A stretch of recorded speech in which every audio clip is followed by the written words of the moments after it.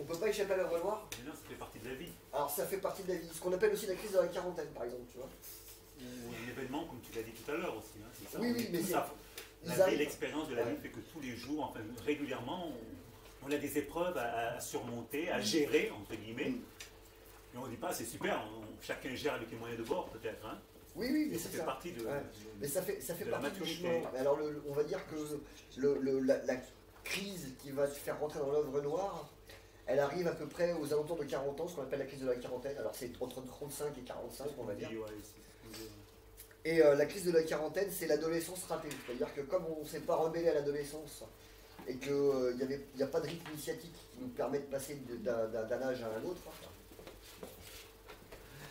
Bonne soirée.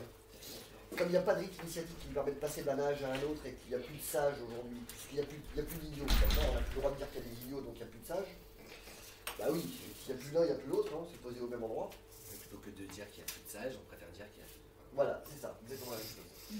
Donc comme il n'y a plus de recherche de mentors pour pouvoir t'initier, il n'y a plus d'initiation aujourd'hui, Il n'y a plus de spiritualité, tout simplement. c'est posé au même On endroit. peut poser d'autres Ouais, ouais, non mais c'est posé au même endroit. de sagesse, peut-être, hein, voilà, enfin, Ouais. sans mettre un. Voilà, au sens large, hein. Au sens large, ouais, Voilà, c'est on ça. est d'accord, hein. Et donc comme il n'y a plus d'idiots, il n'y a plus de sages, comme il n'y a plus de rites initiatiques, on va le faire nous-mêmes. C'est-à-dire que entre 35 et 45, au moment de ce qu'on va appeler la crise de la quarantaine, on va poser le avoir et l'être. C'est-à-dire qu'on va comprendre qu'il y a deux auxiliaires et que les deux ne veulent pas dire la même chose. Jusqu'à 40 ans à peu près, on confondait avoir avec être. Donc on disait j'ai une voiture, donc je J'ai suis, une femme. j'ai une femme, j'ai une maison, j'ai une situation, etc. j'ai Et à des 40 enfants. ans, finalement, on se rend compte qu'on a beau avoir de plus en plus et qu'on a beau rajouter des pièces et qu'on a beau acheter une voiture de plus en plus grande et une femme de plus en plus belle, de plus en plus jeune, de plus en plus machin, on se retrouve toujours hein, et encore à vouloir plus et à ne jamais savoir ce que c'est qu'être. Et donc là, on commence à être dans une crise existentielle dans laquelle on va faire passer le je veux savoir qui je suis avant le je veux savoir ce que j'ai. Donc je vais dire ce que j'ai. Voilà. Parce que là, ce que j'ai ne suffit plus. Dans la crise de la quarantaine, on découvre la difficulté à se mentir de plus en plus. Voilà, c'est là-dessus que ça se pose.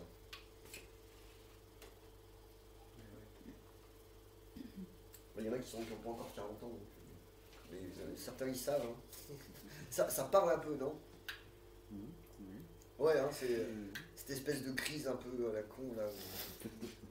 Et on est obligé d'avoir subi l'épreuve du temps pour se poser ce genre de questions. Alors, oui et non. Ça peut arriver plus tôt, mais il y a un moment où elle finit par se poser. Ça se pose chez les hommes vers 35-45, chez les femmes, alors c'est plus tout à fait vrai, la généralité est plus tout à fait vraie, mais chez la femme ça va se poser plutôt vers les 50. C'est-à-dire que les hommes à 40... Hein? Pardon mesdames. La ménopause, je disais. Alors non, c'est quand les enfants partent de la maison. C'est quand les enfants sont grands et qu'ils partent. C'est plutôt à ce moment-là qu'elle prend le risque de vivre la crise, sa crise existentielle dans laquelle elle se remet en question. Mais ça vient aussi avec la ménopause, parce que justement elle ne peut plus se reproduire, donc à quoi ça sert d'être avec quelqu'un, qu'est-ce que j'ai envie de vivre, sur quoi je vais poser ma relation, sur quoi je vais... pourquoi je rencontre l'autre. Voilà. Et en gros, on appelle ça la crise existentielle, parce qu'en gros, on ne s'est pas posé les questions existentielles avant qu'elles émergent d'elles-mêmes Ouais. à un certain moment. Mm. Jusqu'à un moment donné, on prend tout dans la gueule, parce qu'on est obligé de se regarder en face. Oui, c'est ça, oui, parce qu'on était tellement préoccupés, enfin... Pas le temps, les obligations. Dans une société, là, si on est dans une dynamique normalisante, ce qu'on va faire, c'est qu'on va se lever à 6h30 le matin tous les jours, on va aller travailler, on va bosser 7, 8, 10 heures par jour pour ceux qui aiment vraiment ça. On passe les week-ends à dormir et à se reposer pour être ensemble le lundi matin. On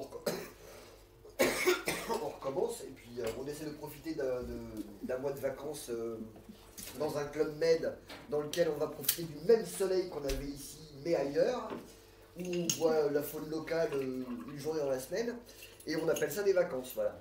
Et puis au fur et à mesure, le temps passe et on dit les journées passent de plus en plus vite, les semaines aussi, les mois, les années, et à un moment donné on se réveille, on a 40 ans et on fait oh bah merde, mais qu'est-ce que j'ai fait de ma vie? Et ça arrive souvent au moment où on a tout. Hein. On le voit chez les hommes et chez les femmes, c'est quelque chose qui est assez récurrent. c'est ce que je veux, c'est rencontrer quelqu'un, puis ensuite, après, une fois que je l'ai rencontré, je veux me marier, hein, dans le bon ordre, d'accord? Je veux me marier, acheter une maison, avoir des enfants, dans le travail, rencontre, maison, machin, machin, et quand j'ai tout, après je me dis, bah là je m'emmerde, et puis là normalement il y en a un des deux qui part. Voilà. Il y a beaucoup de gens comme ça, ils mettent 10 ans avant d'acheter une baraque, ils sont mariés, ils ont eu des enfants, puis au moment où ils achètent, 2 ans plus tard, paf, ils divorcent. Hein. Ou juste après avoir des enfants, ou juste après le mariage. Il y a des gens, ils mettent 10 ans à se marier, puis une fois qu'ils sont mariés, au bout de 2 ans, ou au bout d'un an, paf, ils divorcent. C'est une forme de quête d'absolu où, comme je disais tout à l'heure, quand tu veux quelque chose, tu fais en sorte, tu feras toujours en sorte que le contraire se manifeste. Plus tu veux un truc, plus ça va être ton emmerde 6 mois plus tard. Plus tu cherches du taf, plus tu veux un taf, machin, 6 mois plus tard, il va te casser les couilles. Tu cherches un mec, 6 mois plus tard, ça va être ton problème. Tu veux un artiste, il va jouer de la guitare, et machin, 6 mois plus tard, tu vas être putain, tu fais du bruit, va chercher du boulot, tu vois pas que machin, machin. Donc tout ce que... Ah, pardon.